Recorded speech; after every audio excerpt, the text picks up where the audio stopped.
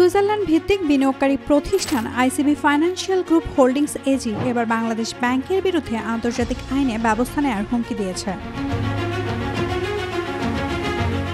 2008 সালে oriental bank, বর্তমানে ICB Islamic bank পুনর্গঠনের সময় একটি শেয়ার বিক্রয় ও ক্রয় চুক্তি সই হয়েছিল বাংলাদেশ ব্যাংক, আইসিবি গ্রুপ এবং ব্যাংকটির মধ্যে।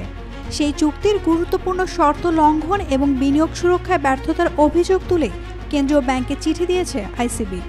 গত 7 জুলাই বাংলাদেশ ব্যাংকের গভর্নর আহসান এইস মনসুরকে পাঠানো চিঠিতে তারা এই অভিযোগ তোলে। সব মশার বিরুদ্ধে সুরক্ষা দিতে এলো বসুন্ধরা এক্সট্রিম অ্যারোসল, মশার বিরুদ্ধে এক্সট্রিম সুরক্ষা। চুক্তি অনুযায়ী শেয়ারগুলো কোনো দাবি বা দায়মুক্ত থাকবে এই আশ্বাসে আইসিবি গ্রুপ 350 কোটি টাকা বিনিয়োগ করেছিল। কিন্তু ওবিএল এর সাবেক শেয়ার হোল্ডারদের দায়ের করা মামলাগুলো এখনো ঝুলে থাকায় গ্রুপটির মালিকানা ও পূর্ণ নিয়ন্ত্রণ নিতে পারেনি। চিঠিতে আরও বলা হয়েছে, বাংলাদেশ ব্যাংক পর্যাপ্ত পদক্ষেপ নেয়নি এসব আইনি জটিলতা নিষ্পত্তির জন্য। উপরন্তু নতুন এমডি নিয়োগের প্রস্তাবও অনুমোদন দেয়নি, বরং ব্যাংকের পরিচালনা পর্ষদ বাতিল করে নিয়ন্ত্রণে এনেছে কেন্দ্রীয় ব্যাংকের একজন কর্মকর্তাকে।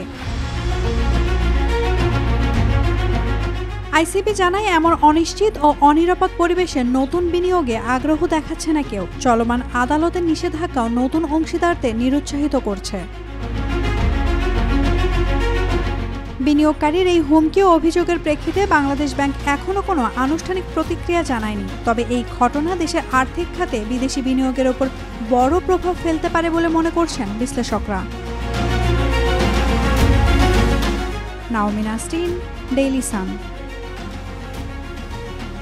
For more updates, follow us on Facebook, subscribe our YouTube channel, get the latest update on www.daily-sun.com.